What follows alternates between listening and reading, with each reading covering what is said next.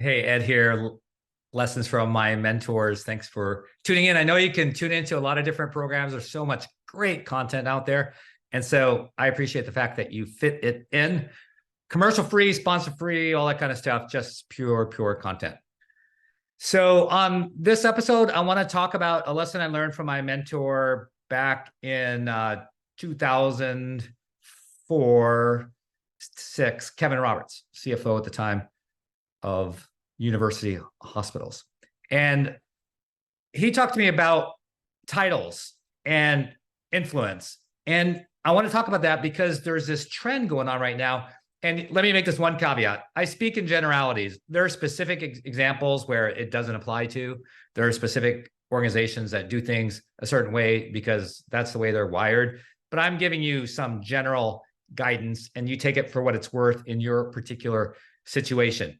But don't blow it off either. And this has to do with the reporting structures that we are seeing becoming pretty popular, although I think it's flattened out and coming down somewhat. And it's something that's really important to be aware of. So I think that hospital CEOs were looking at all the technology advances that they saw in other industries and they read about and they talk to people, go to conference just like we all do, and realize that weren't doing quite enough in healthcare. So sort of a knee-jerk reaction was the adoption of the chief digital officer. This has been going on for quite some time. I remember when I was being recruited at the Cleveland Clinic, it was originally, the title was originally chief digital officer, which included CIO, included all of IT. But it was still, we were like reading Gartner reports and things like that. It still wasn't mature yet, although Gartner was saying at the time that it was going to be the thing in the future.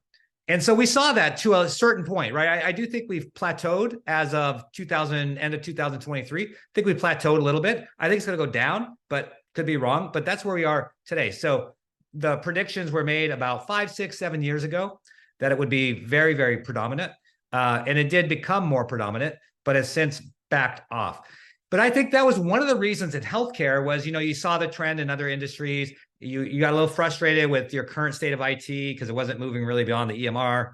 And so there was this, oh, well, let's bring someone in from, and I'm going to avoid using any names, any organizations. So I'm going to make it all up, but you can figure it out.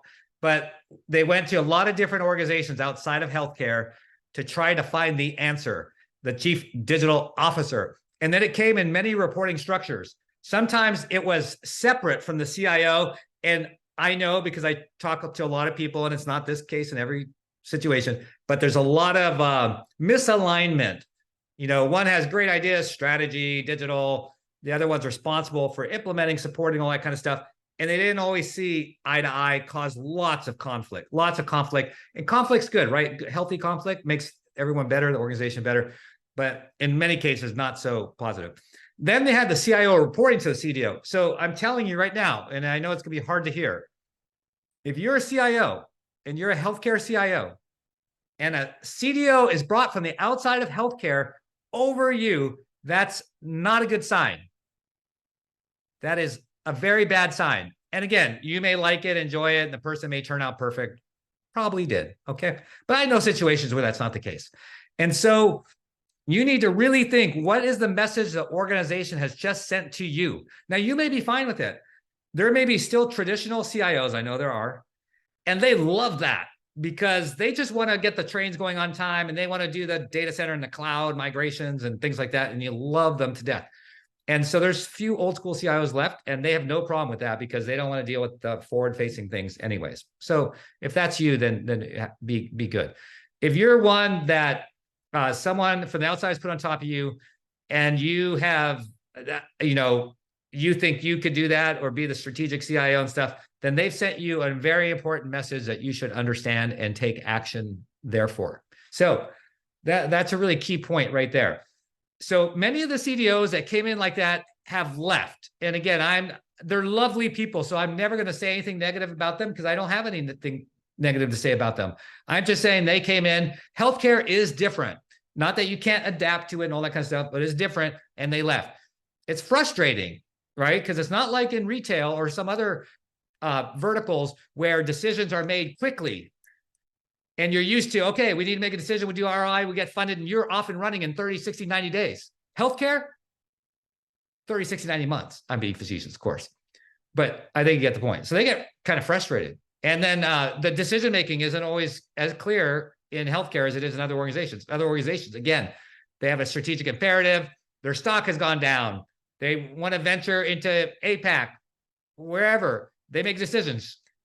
Healthcare, we all know it's hard to get decisions made in many of our organizations. So that's one of the reasons that they leave. Now, I'm a big believer in bringing in people from outside healthcare. I think you must do it. And I started that 15, 20 years ago with all my direct reports. I always wanted one person from outside of healthcare. And so I've had someone from the entertainment industry, someone from the finance industry.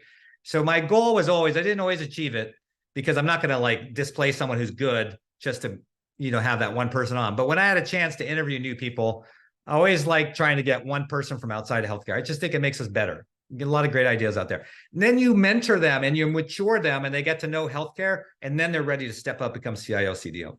Okay, so I digress a little bit there, but I think I've made a couple of key points for you. Now, a lot of people have gone from CIO to adding digital to their title. Beautiful. That's a natural progression. That's the organization telling you, yeah, we want to add digital and be all modern and stuff.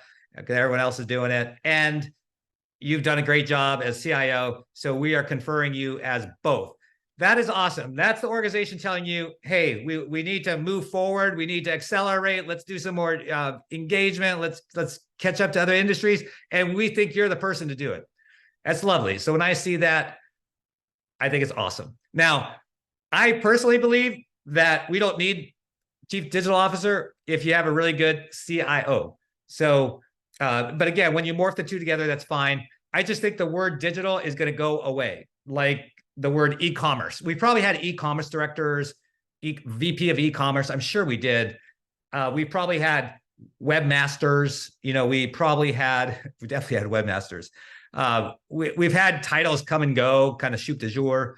And I think digital, everything we do is digital. It's like virtual, virtual care. Well, everything is care. I think you're going to see virtual go away. So we have VPs of virtual and all that kind of stuff. I just think it's a fad for a short time, but nothing saying negative about anyone in those roles. I would take one of those roles. That sounds like fun to me. So I'm not disparaging anyone in that role or any organization that has it. I just think the title is going to go away because people are going to realize care is care, virtual or otherwise, care is care. Same with digital. I mean, tell me what part of IT is not digital. Okay, that's what I always like to understand. It's like, okay, what's the difference really? I understand what some of the answers are, but when you really break it down. So just in quick summary, if you are an organization and they hire a chief digital officer and you start reporting to them, they're sending you a message. If they're hiring a CDO from outside of healthcare, especially, double message.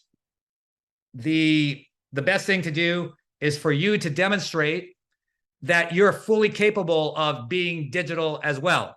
So there's something that they're missing, seeing in you that has probably led them down that path. Again, speaking generalities, I don't want to hurt people's feelings. So really evaluate that. And then if you're a CIO today, there's been no CDO, but talk about it. Get yourself ready, educate yourself, show your chops, your digital chops. Demonstrate your strategic worth and how you're looking to other industries and all kinds of stuff. Hire someone from a different industry. Don't let them hire someone from a different industry and have you report to them. That key messaging here. Try to be that. And if you love the word digital and you disagree with me, digital is here to stay, and you want to keep them from hiring a digital officer, then go ask for that title. So again, educate yourself, prove why you need it, and get it.